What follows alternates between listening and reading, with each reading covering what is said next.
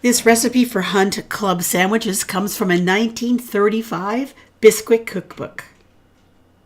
Let's see what's cooking. It's time for Yo-Yo Max 12. Hello everyone. Because this is Jim from Jim's Kitchen's birthday, we're doing a special video collaboration along with Cooking the Books and Cooking with Sherry. All four of us are making Bisquick recipes in honor of Jim's birthday. Happy birthday, Jim. Here is a page from that 1935 Bisquick cookbook. It's going to be hard to read. I will put a copy of it on my community tab if you want to take a look at it, but I'm going to read to you some of the highlights here. This recipe is from a lady called the Countess de Forceville. The recipe book says, the Countess of Forceville, whose charm, great taste, and ingenuity have made her one of the most interesting hostesses in New York, is a cosmopolitan in matters of cookery. She has collected specialties from all over the world. She almost never serves the same dish twice, and her philosophy is, please the palates of the men and you have a successful dinner. The Comtesse de Forceville commends this palatable new type of sandwich as one of her most interesting specialties that never fails to please men.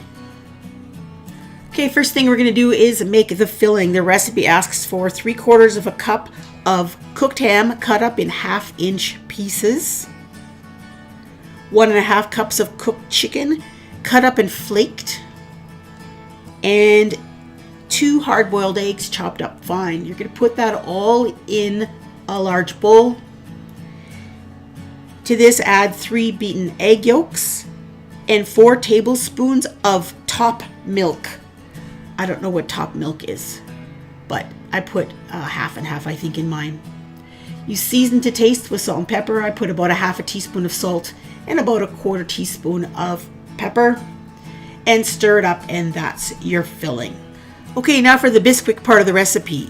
The recipe says make Bisquick dough and roll it out very thin as for pie crust. So don't know how much Bisquick to use. You don't know how much water, how much, if it's milk you use or you add anything else. I found a recipe for pizza crust using Bisquick. I thought maybe that's kind of the texture they were looking for. So I used 2 1/3 cups of Bisquick and 1 cup of hot water. I mixed it together to make a dough, and it made a dough that looked a lot like pie crust. So I thought I was on the right track.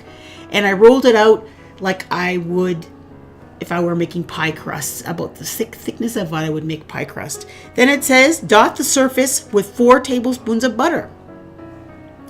So I did that. I spread it out just a tiny little bit. And in retrospect, I should have spread it out very thin all over, but you live and learn. Then it says, fold so as to make 3 layers. Then it says, turn halfway round, so I turned it. Then it says roll out half of the pastry thin, 1/8 of an inch to cover the bottom of an oblong, about 12 by 9-inch pan. So I cut it in half, but I probably should have rolled it out thin and then cut it in half, because as you can see, the butter was squishing out as I was rolling because I cut it in half. So that part probably wasn't very smart. So I should have rolled it out all in one big piece and then cut it in half. So what I ended up doing is I ended up adding a couple of more folds just so that the butter would be inside the layers. And I think the point of this is to get a nice flaky crust because you have those layers of butter in there, kind of like making crescent roll dough. So I rolled it out to about 1/8 of an inch thickness that I knew would fit into this 9 by 13-inch pan. I greased the pan first a little bit, and I just kind of spread it out. It tore a little bit, but I just knitted it all back together. Then the recipe says, spread thickly with chicken and ham filling.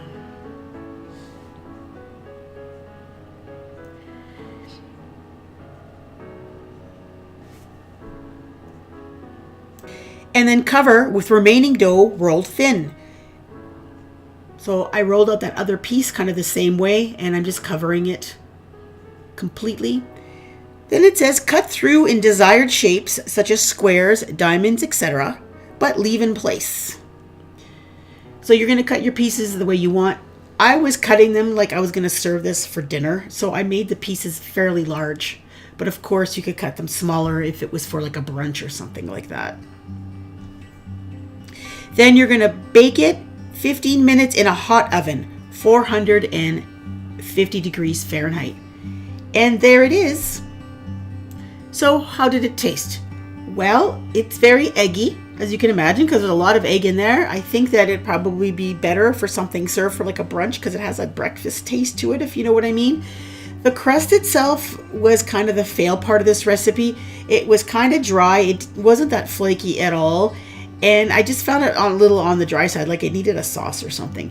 So I think that this would actually be better if you brushed it with some beaten egg on the top to get that golden color. And I think even it would be even better if you didn't use Bisquick at all and you used crescent roll dough instead. I think it probably might work out better. So it was good. It was okay.